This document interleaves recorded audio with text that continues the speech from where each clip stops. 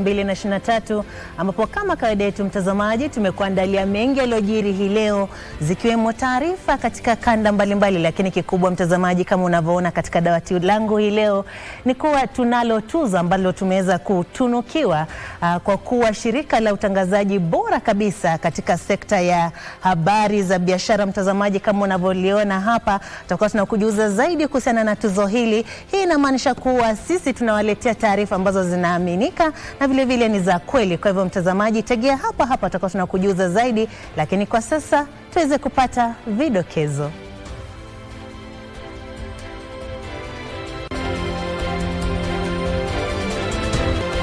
Athari za mafuriko zazidi kushuhudiwa, serikali ikitoa msaada kwa familia zinazosononeka katika kaunti ya Mombasa.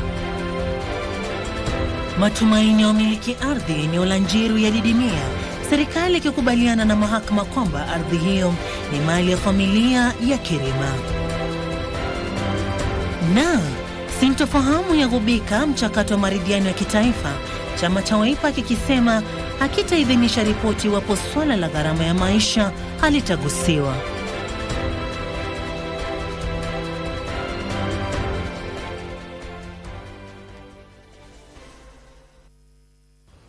Naam, karibu mtazamaji, tuweze kukujuza taarifa hizo kwa kina. Jina langu ni Sarafina Robi, mwenzangu wa ishara ni Susan Thuku, na vile vile unaweza kutupata mbashara pale Facebook, YouTube na Twitter @KBC Channel 1.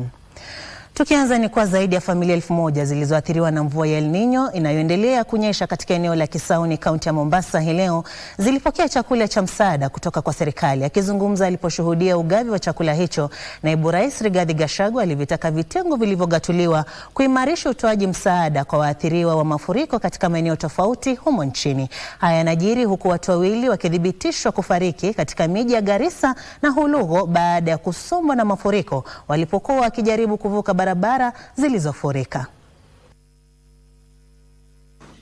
Ilikuwa ni afueni kwa zaidi ya familia 1000 zilizoathiriwa na mvua ya El Nino inayoendelea kunyesha eneo la Kisauni, kaunti ya Mombasa, baada ya serikali kujitokeza kuwasaidia wahanga wa mafuriko.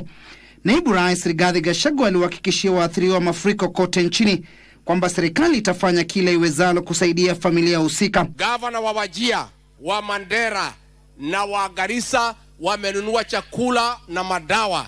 Nimetoa mandege, watu wanapelekewa chakula kila pahali. Sisi tutajaribu ile kidogo tunamletea, lakini mwenye kufanya kazi ya kuchunga raia ni gavana, kwa sababu wako na pesa. Na sisi katika National Treasury tumewachilia pesa kwa gavana, zaidi ya shilingi bilioni 10 iko pale, na tunataka wananchi walishwe. Kwingineko, waziri wa ulinzi Eden Duale amedhibitisha kuwa serikali ya kitaifa imewasilisha chakula kwa familia zilizoathiriwa na mafuriko eneo la Mandera Kusini, kaunti ya Mandera. Government imenunua zaidi ya bilioni 5 ya chakula. Magavana wamenunua madawa. Akizungumza baada ya kufanya ziara za kutathmini athari za madhara ya mafuriko Mandera Kusini, Duale hata hivyo ameitaka wizara ya barabara kushughulikia hali mbaya ya barabara katika eneo la kaskazini mashariki ambako wakazi wanakabiliwa na changamoto kubwa. Shida ni barabara. Ile ndege ilifanya kazi nyingi sana huko Wajir County, ilikuwa inaanza ianze Elwak leo. Hii barabara inatoka Garissa, Madogashe, Wajir kwenda Mandera, na kuna ile nyingine inatoka Moyale, inapita Bute, Takaba. Kama hizi barabara mbili peke yake ingepitika, hatungekuwa na shida ya kubeba chakula na madawa. Wakati huo wazee wawili walikufa maji jana usiku katika miji ya Garissa na Huluo kufuatia mvua kubwa ilionyesha kwa zaidi ya saa 6 na kusababisha uharibifu mkubwa. One deputy head teacher, Ahmed Nur Ismail, was hit on the head by the rear rotor of the helicopter. He died on the spot.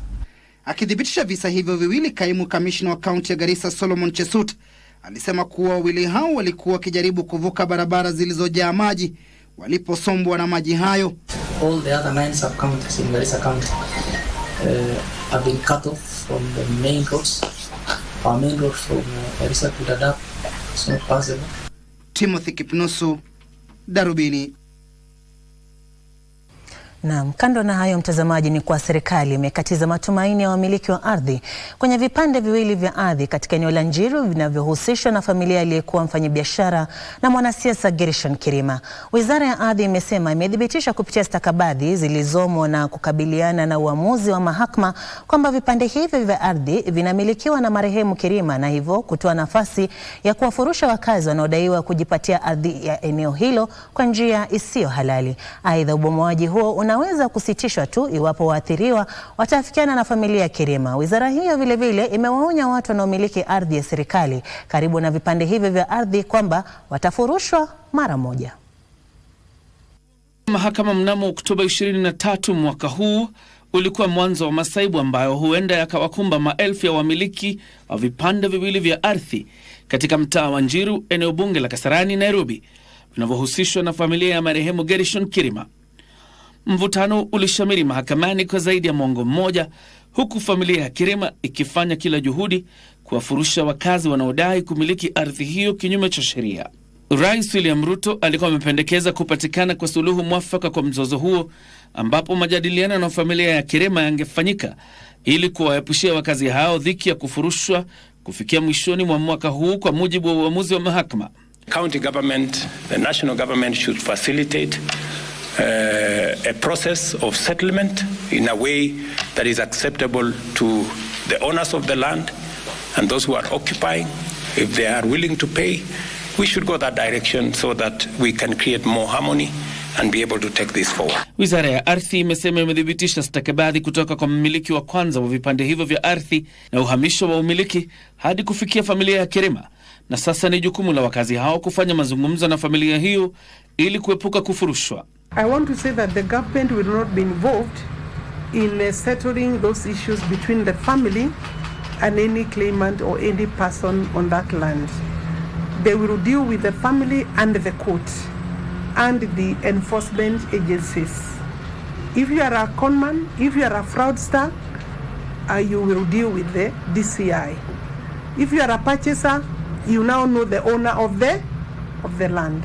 Waziri wa Ardhi amesema lengo la serikali ni kurejesha ardhi ya umma inayopakana na vipande hivyo vya ardhi kutoka kwa wanyakuzi. All public utilities are public utilities, and anyone who has encroached on public utilities ought to surrender the public utilities.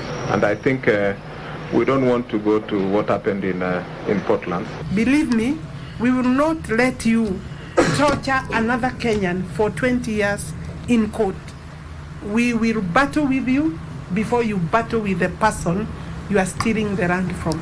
Waziri amewaonya wananchi kujihadhari na matapeli wanaolenga kuchelewesha mchakato wa kurejesha ardhi hiyo kwa familia ya Kirima, na kufichua kwamba idara ya upelelezi wa jinai iko kwenye tahadhari kukabiliana na matapeli wanaodai kumiliki ardhi hiyo pamoja na baadhi ya maafisa katika wizara ya ardhi. On the ground, there are members of the public who continue to fall into the traps of people who are still masquerading or calling themselves owners.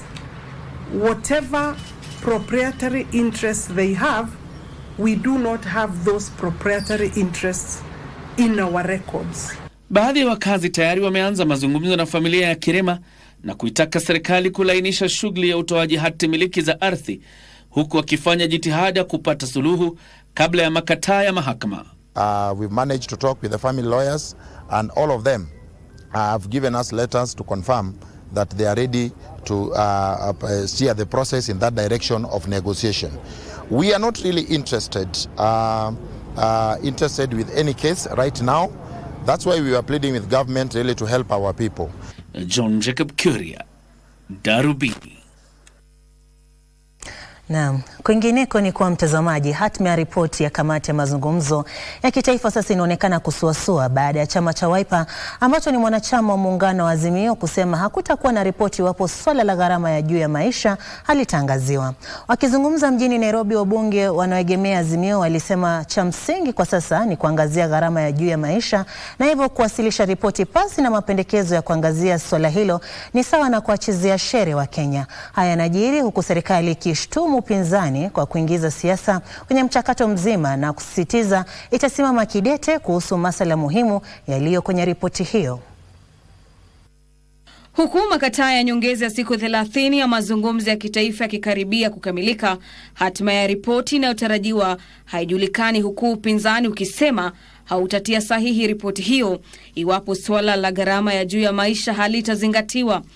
Na hii leo wabunge wanaoegemea chama cha Wiper wakatoa kauli yao. Bipartisan talks we know kesho ndio mwisho, and also our main agenda, of which if we are not going to agree, it will never take that talks anywhere. It is the main agenda, is the cost of living for Kenyans. If the cost of living for Kenyans would not go down, that bipartisan talks will never go anywhere. Yeah? So that is as simple as that. That our main agenda, there are so many issues, but our priority is the cost of living. Viongozi hao wanadai kwamba ripoti hiyo haitakuwa na manufaa yoyote iwapo itakosa kusikiliza kilio cha Wakenya. Housing thing is a fallacy. So what we are expecting the bipartisan people to do, number one, to reduce the cost of living means you must amend the Finance Act according to the demands of Kenyans. And then you begin to address cost of living. All the levies and the taxes which have been done illegally through fraud in the National Assembly must be reversed. Otherwise, that's tough talk. But you must do housing for, to Kenyans by force and without consulting them. It's really ridiculous. Kama ni street, kama ni impeachment, tutaenda. We have 4 years. We can't afford to continue suffering. Wakati huo viongozi hao wamezitaka idara husika kutoa taarifa kuhusu mkataba wa ununuzi wa mafuta. What is this G2G on oil matters? Because within a week, so much has been spoken about it. But all the agencies which are supposed to deal with corruption, all the agencies which are supposed to deal with getting to the bottom line of this issue, must move with speed and tell Kenyans, are we going to see the cost of fuel coming down? Are you going to tell us who is G2G? Are you going to tell us who received the fuel? Are you going to tell us where the fuel is? And as Wiper Party, we are going to stand firm and call a spade on this government. The so-called G2G, we have discovered, is more expensive than the world market for oil because of commissions, budgeted corruption, skewed corruption, and a few people making themselves rich and leaving many Kenyans suffering. So I really want to call upon all young people to wake up and take charge of their country. Kwa upande wao wabunge wanaoegemea muungano wa Kenya Kwanza wameukosoa muungano wa Azimio kwa kutumia siasa kujipendekeza kwa umma, wakisisitiza pendekezo lao la kutaka kuondolewa kwa ushuru wa nyumba halitajumuishwa kwenye ripoti hiyo. Alafu unapata mtu anakuja pale anatuambia atitoeni housing levy kwa sababu ya siasa ya unafiki tu. Yet actually in the real sense, if you read the Azimio manifesto na Kenya Kwanza, both of them ilikuwa na proposal ya housing levy. Lakini kwa sababu wanataka tu kufanya siasa na kuongea maneno ambayo isaidi nchi ya Kenya, ati wanatuambia watoe. Let me announce to the country from straight here in Bomet, the same way they are telling us that they are deal breakers, hata hii yetu kwa mambo ya housing levy, that one is a deal breaker. Wakati wa kikao cha faragha cha maandalizi ya mwisho ya ripoti hiyo, mirengo hiyo miwili ilikosa kuwafikiana kuhusu swala la gharama ya juu ya maisha, hatua ambayo huenda ikashuhudia kusambaratika kwa mazungumzo hayo iwapo hakutakuwa na mwafaka kabla ya muda wa makataa yaliyowekwa kukamilika. Kilichosalia sasa ni kwa Wakenya kusubiri kitakachojitokeza kufuatia siasa za ubabe zinazoshuhudiwa. Nikiripotia Darubini, naitwa Gladys Mungai. Naam, shukran sana Gladys kwa taslifu hiyo. Mtazamaji, ni mchechecho wa kisiasa ambao tutaendelea kufuatilia na tutakuwa tunakujuza ripoti hiyo itaweza kukamilika ama itakamilika. Na vile vile naona kuna jumbe hapa ambazo zimeweza kutumwa na baadhi yenu ambao mnafuatilia taarifa zetu, akiwemo Mutua Kakaluki ambaye anasema anafuatilia kutoka Kiambu. Robi Vani anasema anatazama kutoka Kikwechi Bungoma. Arnold Okunyuka anasema anatazama kutoka Olkaria. Mzee Zakaria Merengo Turuka anasema anafuatilia na wenzake wakiwa Kisumu. Basi kwa sasa mtazamaji, tunachukua pumziko fupi sana, tunarejea na taarifa zaidi. Usiende mbali.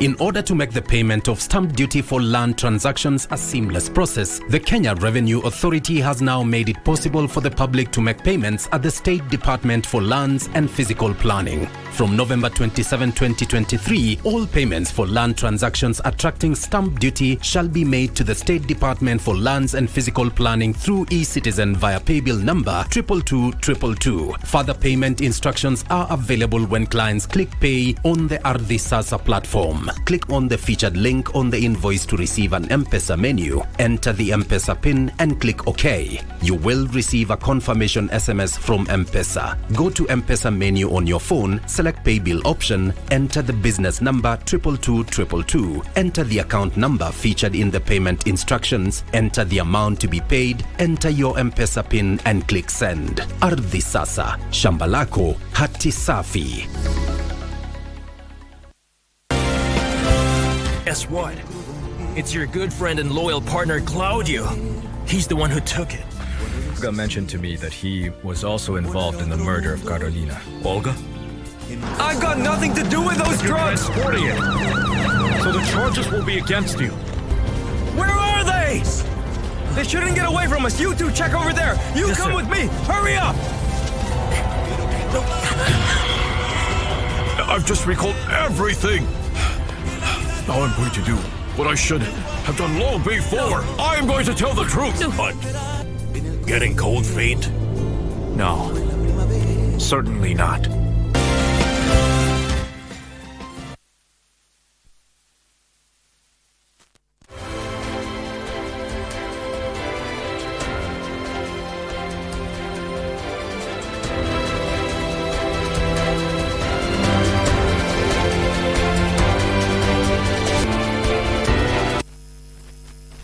Karibu tena mtazamaji, unaendelea kutazama Darubini ya Channel 1 na mwana mwenzangu Timothy Kipnosu ashafika na zile za spoti, kwa hivyo atakuwa na kujuza hapo baadaye.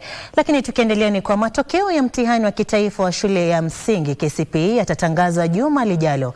Akizungumza pembezoni mwa kongamano la 3 la wanaelimu wa kike kutoka bara Afrika FAWE, Waziri wa Elimu Ezekiel Machogu amesifia kuimarika kwa idadi ya watoto wa kike wanaoendelea na masomo humu nchini ikilinganishwa na miaka ya hapo awali. Haya yanajiri huku takwimu kutoka Benki ya Dunia zikiashiria kwamba usajili wa mtoto wa kike katika shule za upili katika mataifa yenye mapato ya chini kwa sasa ni 31% ikilinganishwa na kiwango hitajika cha kimataifa cha 66%.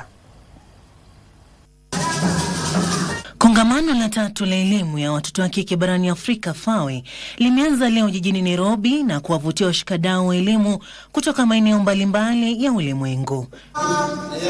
Waziri wa Elimu Ezekiel Machogu alifungua kongamano hilo rasmi alibaini kuimarika kwa idadi ya wasichana wanaojiunga na kusalia shuleni humo nchini. Been able to increase also the retention rate, particularly in areas which are the challenges like northern Kenya, the arid and semi-arid counties, which are 26, by giving school feeding program.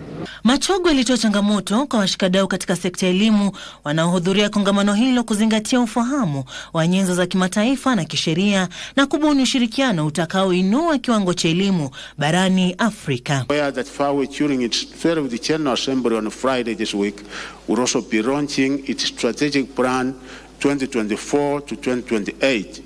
I'm confident that the strategy will align to the interventions by the various means of education where your chapters are present. This is the only way to get the governments to prioritize your requests. Matamshi yake yaliungwa mkono na wajumbe tofauti waliohudhuria. Another model which we have implemented over the 30 years. Like I mentioned, we've had many of our girls dropping out of school, majorly because of unwanted pregnancies. And in FAWE we believe that getting pregnant is not the end of you. There must be initiatives coming from government, that is okay, but there also must be initiative coming from private sectors, from civil society. They must come from everywhere. To move beyond rhetoric and explore tangible, effective strategies for shaping educational landscapes that foster gender equality, inclusivity, and innovation. Wakati wa ufunguzi wa kongamano hilo, waziri alisema matokeo ya mtihani wa KCPE ya mwaka 2023 yatatangazwa hivi karibuni. We have done the marking. It is finished, and we are going to release the exam, the KCPE exam, anytime next week. And most likely, we will also be able to conduct the Form 1 admission before Christmas, so that the parents can be able now to prepare their children to join Form 1. Na huko hayo ya kijiri, mtihani wa kitaifa wa shule ya upili KCSE utahitimishwa Ijumaa hii tarehe 24. Visa 147 vya udanganyifu vimeripotiwa kufikia sasa. The number of cases that we have had up to now of unauthorized material are 147. If you compare countrywide with the number of candidates, that will give you 0.00 what? Those who are good in mathematics. Kongamano hilo la FAWE linalenga kuondoa vikwazo katika sekta ya elimu na kubuni nafasi sawa kwa mtoto wa kike na wa kiume kwa kuangazia vizingiti kama vile dhulma za kijinsia, kitamaduni na kiuchumi.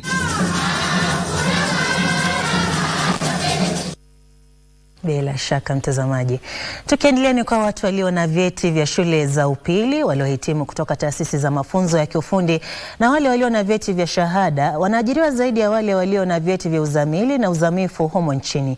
Haya ni kwa mujibu wa ripoti ya utafiti iliyotolewa na shirikisho la waajiri nchini Kenya. Kadhalika, ripoti hiyo inatoa taswira ya changamoto zinazowakabili waajiri katika kupata wafanyikazi wafao kujaza nafasi zinazoachwa wazi, huku takriban 42% ya waajiri wakilalamikia changamoto ya kupata watu walio na ujuzi unaohitajika pamoja na changamoto ya gharama kubwa ya wafanyakazi wenye ujuzi. Data kutoka shirika la takwimu humu nchini zinaonyesha kuwa kiwango cha ukosefu wa ajira humu nchini kilipungua kutoka 5.6 hadi 4.9 kati ya mwezi Oktoba na Disemba mwaka 2022 ikilinganishwa na kipindi sawia mwaka uliotangulia. People need to continue coming back into education, and as technology continues to evolve, these skill gaps will continue to have new skills will be required all the time. We acknowledge that enterprises and employers need more than insights. They need practical solutions. Katika ripoti yake hivi punde iliyopewa jina ripoti ya uchunguzi wa mahitaji ya ujuzi, shirikisho la waajiri humu nchini linasema kuwa katika sekta za mawasiliano na teknolojia, fedha, uhandisi, uchukuzi na usafirishaji pamoja na sheria zina wahitaji wanaotafuta ajira kwa na cheti cha shahada ya kwanza kwa 43.8%, ili hali taasisi za mafunzo ya kiufundi zinasisitiza hitaji hilo kwa 34.9%. Wafanyikazi walio na elimu ya sekondari pekee ndio wanaohitajika zaidi katika tasnia za usalama wa umma, marekebisho ya tabia na usalama kwa 4.8% na huduma za sanaa na burudani kwa 3.1%. If you look at this data, what it tells us is that Kenya employers, the employers in Kenya, very few of them needs people who have PhDs.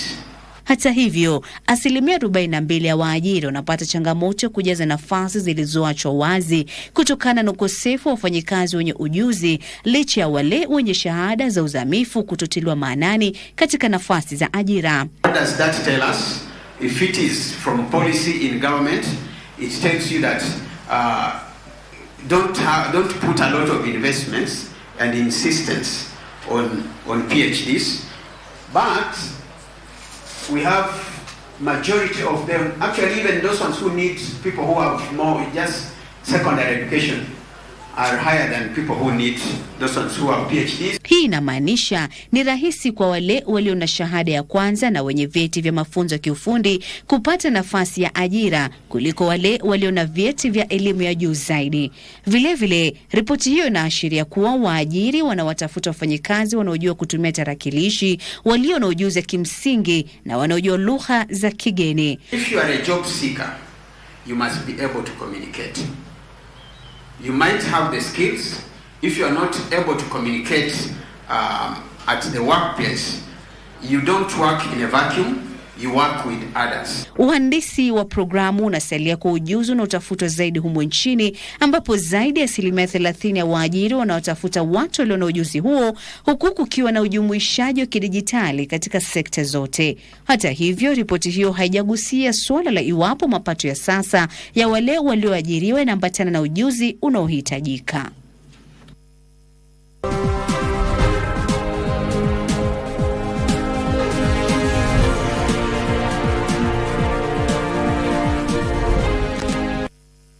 Na mtazamaji, sasa karibu kwenye safu ya biashara. Shirikisho la watengenezaji bidhaa humo nchini linabuni mazingira mwafaka yatakayowezesha biashara ndogo na za kadri kuboresha bidhaa zao ili kuafiki viwango vya kimataifa na kufanikisha upatikanaji wa mtaji, masoko na huduma za usafiri na uhifadhi. Afisa mkuu mtendaji wa shirikisho hilo Anthony Mwangi amesema juhudi zinafanywa za kuimarisha ubia katika serikali na sekta ya kibinafsi katika utengenezaji wa bidhaa. Huu hapa ni mseto wetu wa taarifa zetu za biashara. Upatikanaji mikopo na mtaji ndizo changamoto kubwa zaidi zinazokumba biashara nyingi humu nchini. Washiriki wa kongamano la mwaka huu kuhusu viwanda wamesema serikali inaingilia sekta ya binafsi. Wajumbe wa kongamano hilo walikariri haja ya kupunguza gharama utendaji biashara humu nchini, kulainisha mfumo wa ulipaji ushuru, kuongeza idadi ya mahuruji na kuianisha mifumo ya usambazaji bidhaa. SMEs create 90% of the jobs, not just here. US, like Germany and China and everywhere. We need to build our SME. We are building an ecosystem so that SME becomes a bit easier. Kwingineko, serikali ina matumaini ya kupata shilingi bilioni 1 kupitia ushirikiano na washirika wa kimaendeleo ili kuondoa hatari za kibiashara zinazokumba wanawake wajasiriamali bali na kukuza biashara zao. Katibu katika idara ya mipango ya kiuchumi James Muhati amesema serikali inafanyia marekebisho mpango wa rahani za mikopo ili kupiga jeki ufadhili wa biashara. It is imperative to have this interactive session in order to build on the strength of Kenya MSMEs landscape and develop action point that will lead to growing more women MSMEs. Hatimaye serikali imesambaza mitambo 100 ya kukausha nafaka kwa kaunti 15 mnamokuzwa mahindi. Hii ndio awamu ya kwanza ya mpango wa serikali wa kununua na kusambaza mitambo 200 ya kukausha nafaka kwa lengo la kupunguza hasara ya bidhaa na mavuno inayosababishwa na mbinu hafifu za uhifadhi, ukosefu wa vifaa vya kukausha mahindi na hali mbaya ya anga. We have adequate supply of fertilizer. And we only tell you, do your main business, which is kwenda kwa shamba, weka fertilizer, palilia, tuvune, tumekuletea dryer, masto iko. So hakuna mkulima anapaswa kuwa na wasiwasi, sababu pande yetu ya serikali tunafanya yale yanapaswa kufanyika. Edna Murungi, Darubini.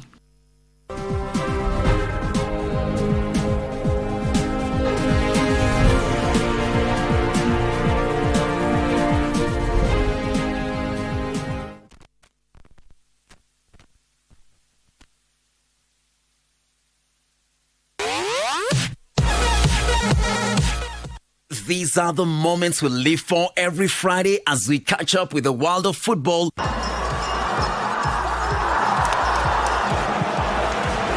Manchester City go in front.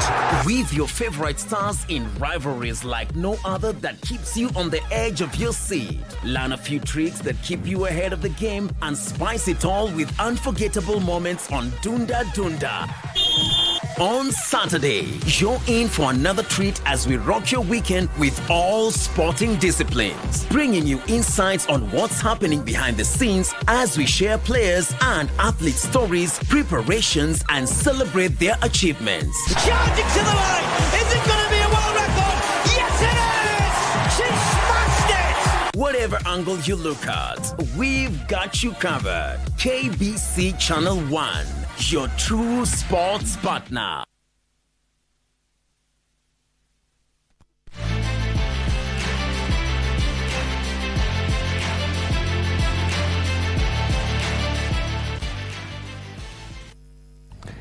Siku zote tunasema si mchezo kukosa michezo kwenye Darubini, hivyo basi tucheze sote michezoni. Karibu, mimi naitwa Timothy Kipnusu.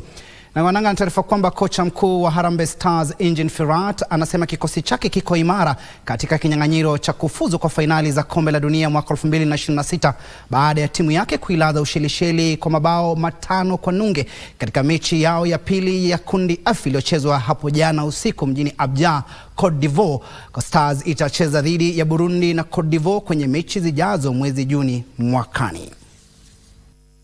Michael Olunga alifunga mabao mawili ilhali Masoud Juma, Rooney Onyango na Benson Omala wakafunga bao moja kila moja na kuisaidia Harambee Stars kuitandika Seychelles mabao 5-0 jana usiku mjini Abidjan, Ivory Coast.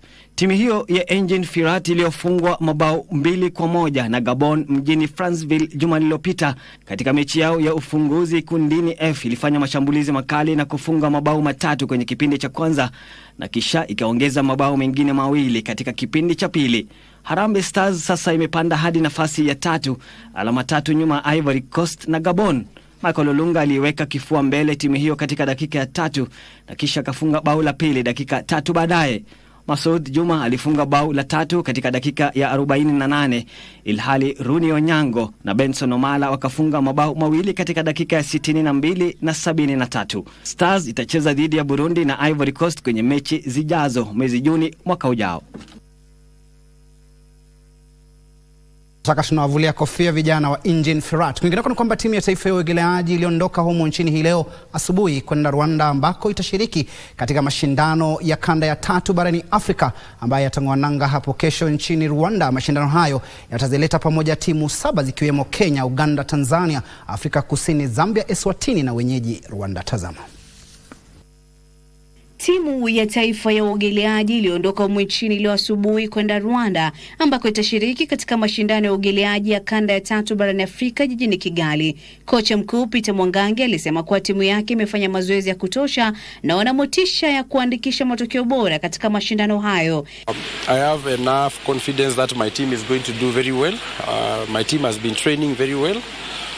We had a day of training that was on Sunday, and the team was in good spirits. They've been also doing individual coaching with their respective coaches. So I'm quite sure the team is going to do exemplary well. We're all really prepared. Like, everybody here is always training really hard. I know everyone is training consistently and has been for a really long time, and so I'm feeling very confident that we're ready. Timu hiyo itachuana na Uganda, Tanzania, Afrika Kusini, Zambia, Eswatini na wenyeji Rwanda. Kenya ilimaliza ya 3 kwenye makala yaliyopita yaliyoandaliwa nchini Tanzania. Kenya pia itashiriki katika mashindano ya chipukizi barani Afrika yatakayoandaliwa kati ya tarehe 3 na 6 mwezi Disemba nchini Mauritius, na pia mashindano ya uogeleaji duniani yatakayoandaliwa mwezi Februari mwaka ujao jijini Doha, Qatar. Kwingineko timu za humu nchini Blazers na Lakers ziliendeleza msururu wa matokeo bora katika makala ya mwaka huu ya mashindano ya kuwania taji ya klabu bingwa barani Afrika jijini Blantyre ya Malawi. Blazers ambayo ilianzisha mashindano hayo Jumamosi iliyopita kwa ushindi wa mabao 13-1 dhidi ya Genetrix ilishinda Scorpions kutoka Malawi mabao 14-0 na ikatoka sare tasa na Lakers. Timu ya naume Western Jaguars ikaishinda Scorpions kutoka Malawi mabao 9-0 kisha ikaishinda majirani Kampala Club kutoka Uganda mabao 5-0 na hii leo imeandikisha sare tasa dhidi ya Genetrix kutoka Malawi. Lakers ina alama 8 baada ya kucheza mechi 4. Timu hiyo ilishinda Capital Bravos mabao 15-0 na kisha ikajipatia ushindi wa mabao 12-0 dhidi ya Scorpions ya Malawi. Timu hiyo pia ilitoka sare ya mabao 2-2 na timu ya Ghana Revenue Authority. Kwenye mechi zijazo Western Jaguars itachuana na Shaksa kutoka Misri, Police Machines kutoka Nigeria na Parachute Battalion kwenye mashindano hayo ya siku 10.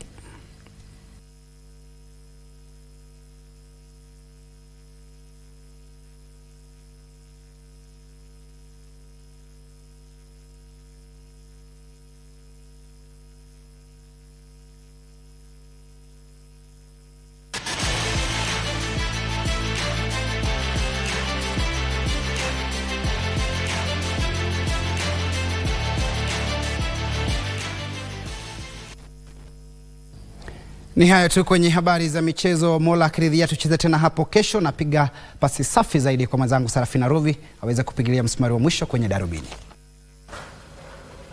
Naam, shukran sana Timo. Mtazamaji, kama nilivyokuwa nimekujuza ni kuwa tunalo hili tuzo ambalo ni tuzo ambalo tumepewa na tuzo za uongozi wa biashara za kanda ya Afrika Mashariki mwaka 2023, ambapo zimehitaja KBC kuwa mtangazaji bora wa mwaka 2023 wa usambazaji wa habari za biashara. Hii ni kwa ajili ya kuripoti habari za biashara kwa kina na vile vile kuhusu maeneo mbalimbali ikiwa ni pamoja na masuala ya usalama wa barabarani. Mtazamaji, tunashiriki ushindi huu pamoja na wewe na tunakuthamini hata zaidi kwa kuwa nasi miaka hii yote ambapo tunaendelea kukupeperushia na kukujuza taarifa zinazoendelea kujiri. Vile vile mtazamaji, kumbuka kuwa hii leo mida saa 2 kamili usiku utakuwa unaipata hotuba yake rais akihutubia mataifa ama bunge la Ulaya. Kwa hivyo tegea hapa KBC ili uweze kupata hotuba hiyo pamoja na taarifa zaidi pia mida ya saa 3. Mimi nimekuwa ni msomaji wako Sarafina Robi, mkalimani wa hii leo amekuwa ni Susan Thuku. Kuwa na usiku mwanana.